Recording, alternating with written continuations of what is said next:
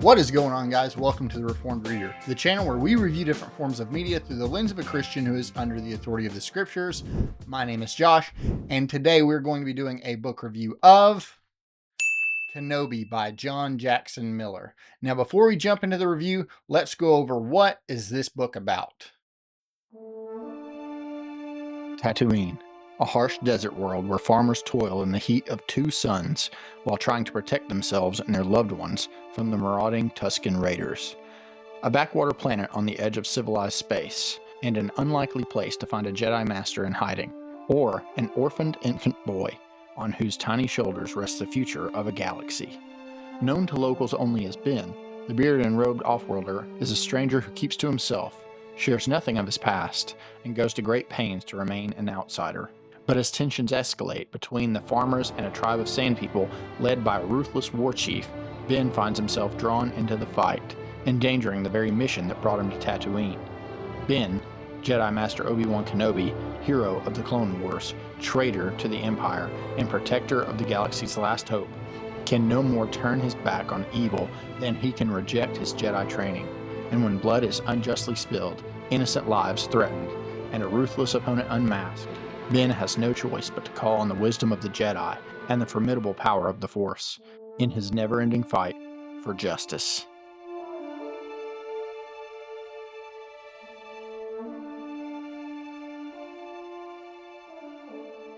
Okay, guys, so the way that I normally break down my reviews is I go over the good, the bad, and the ugly. The good being the things about the book that I enjoyed, the bad being the things about the book that I didn't care so much for, and these are preferential things, maybe the writing style or the length of the book, or maybe a character I didn't like. But then I go into the ugly, which is what could be some sin that is steeped into this work that might hold a Christian back from picking it up, and I break it down into 5 categories. But before we get into that, let's first go over the good. So what were some things about this book that I enjoyed? Quite a bit. Just in a nutshell, this is my second favorite, and it's in the running for my favorite Star Wars novel that I've read. My favorite one, I think, is still going to be Darth Plagueis by James Luceno, but this is a close second. This is an excellent novel. So if that's all you're looking for, if you love Star Wars and Obi-Wan Kenobi, I think you're absolutely going to love this book. But let's talk about some things in this book that really worked for me. Obviously, we're dealing with one of the most familiar characters in cinema history, I would argue. And this is coming right off the heels of the end of Revenge of the Sith. So this is immediately after Revenge of the Sith. Ben has landed on Tatooine, which we saw at the end of the 3rd film, and now he's tasked with watching over baby Luke. So ultimately, this is a story that is unfolding around Obi-Wan that tends to be pulling him in to this story, into this fight against the locals and some sand people. But like any good Jedi, he obviously can't avoid assisting those that are in dire need of help. And so, yeah, that's what happens. We see some farmers are raided by Tusken Raiders, and there's a bit of a mystery that unfolds. For complete transparency, I listened to this on audio, and this is one of my favorite audiobooks that I've ever listened to. So if you guys are big audiobook listeners, I highly recommend Kenobi because it's a very fun read. It's very accessible in its writing style, but it has music and sound effects that really make it seem like you're watching a movie in your mind. It's just a fantastic story, and it was a ton of fun to listen to. So yeah, one of my favorite audiobooks that I've ever listened to. Obviously, like I said, we're dealing with Kenobi, who is a fan favorite. He actually isn't one of my all-time favorites. I know that might be a bit controversial to some, but this book made me like him so much more. To be able to dive into his inner psyche or that inner monologue of what he's having to wrestle with after the events of Revenge of the Sith are just phenomenal. Then we see him trying to provide assistance or aid to these people while still retaining his anonymity. And that was quite the challenge. So you deal with some familiar faces, but predominantly you deal with a new cast. So you're dealing with a new cast of characters, many of which are memorable and lovable. And then we see Obi-Wan kind of thrust into the mix. The characters are great. The story is fantastic. The audiobook is superb. But yeah, it's a fantastic story of hope, of courage, of leadership. And regardless of the circumstances, Obi-Wan still holds to the Jedi Code, which is it's just superb. It's such a fantastic book. I can't really say much else about this book that you wouldn't already expect. It's It's fantastic. This is what the show should have been, in my opinion. If they would have made this into a TV show, you would have had no complaints out of anybody. But probably my favorite thing about it is it feels like Star Wars. And that is a rare commodity nowadays. It actually feels like Star Wars. It feels like we just rolled right into the next chapter of Obi-Wan's life. And yeah, it was great. The Star Wars Legends books, these Essential Legends books, or whatever you want to call them, the EU, yeah, they haven't really missed for me yet. So yeah, it was just a great read overall. So this brings me to the bad. So what were some things about this book that I didn't enjoy? There were a couple preferential things. One of the big things is I tend to compare my reading experience or preferences with my taste in food, and I tend to like a variety. I can't have one taste or one texture. I like to have a variety of things. And so if I'm looking for a complaint here in this book, it's going to be that you're on Tatooine the entire time. That may not be a con for everybody. And it wasn't really for me either. It definitely didn't seem stale because you weren't just stuck in one location, but you did venture out into Mos Eisley or into the outskirts. But you're still on Tatooine, so it's a lot of sand. I don't like sand. So if you read Dune and that didn't bother you, then this won't bother you either. I preferentially like the Star Wars books where we can kind of jump from planet to planet to where it mixes up the setting, and so it just kind of keeps things lively and fresh. Other than that, I really don't have anything to complain about. Some of the side characters were maybe a little predictable, and the mystery, I think, was a little predictable, but it did have some really good plot twists and a couple of turns that I didn't expect. It was fantastically done, and John Jackson Miller just does a great job. So this leads me into the ugly, which is what could be some sin that is steeped in this work that might hold a Christian back from picking it up. And I break this down in 5 categories and rate them out of 10, starting with violence and brutality. Now for violence and brutality, I'm going to give this a 5. Now you're going to hear me say this a lot. If you like the Star Wars movies, you kind of know what to expect. You're looking at a PG rating kind of across the board here, but for violence and brutality, you're looking at about a 5.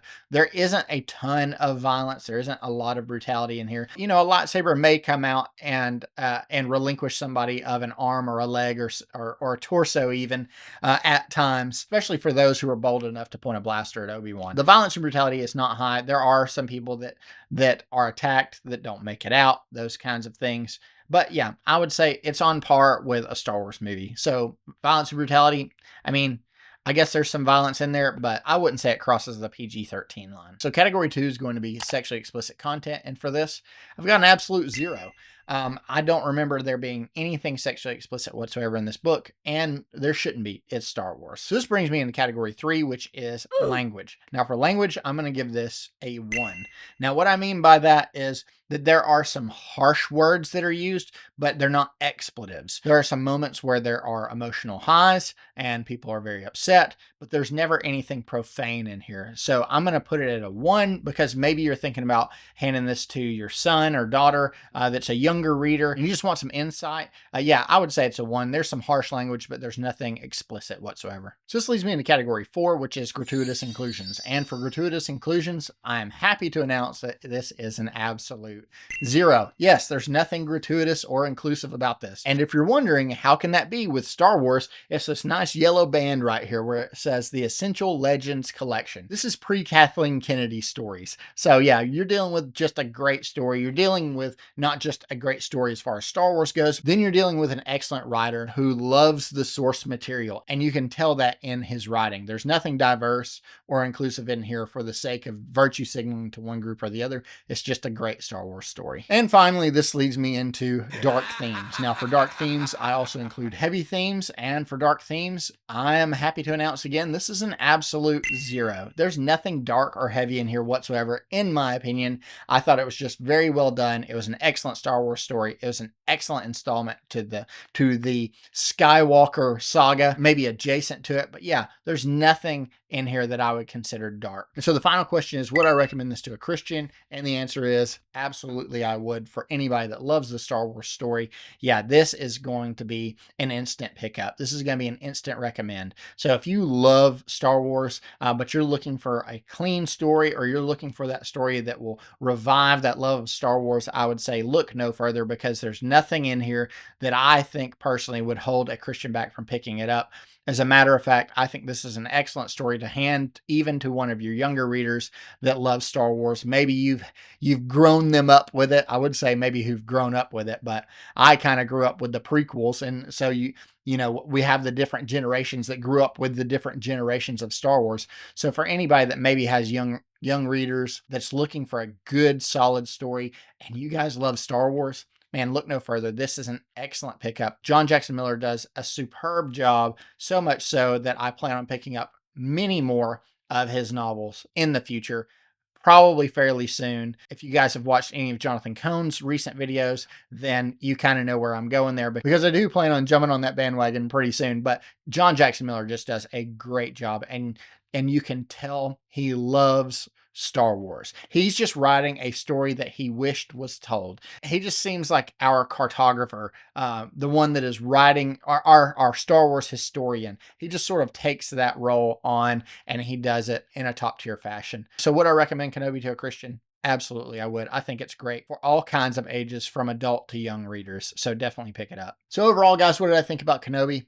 Absolutely loved it. I think I gave it like a 9 out of 10, but I gave it 5 stars on Goodreads. It was fantastic. Also, shout out to Matt over at Go Read Books. We did a buddy read of this back in like June, and we just sort of never got around to syncing up. But I've had several people ask me about this since they saw my review, if I would post a video breaking down the content in it. So I'm sorry for the delay, but yeah, definitely pick up Kenobi. It is fantastic. It is not a long read at all, and you'll have a blast while reading it. So guys, thank you so much for coming and hanging out with me and listening to me ramble about Kenobi for a little bit. Thank you all for liking and subscribing to the channel, but please, more than anything, share these videos with your Christian brothers and sisters, because it is my goal with this channel to be a good resource to my brothers and sisters in Christ, so that maybe I can help us spend our time, money, and energy a little more wisely on things that honor the Lord. So thank you guys again so much for watching, and I'll see you on the next one.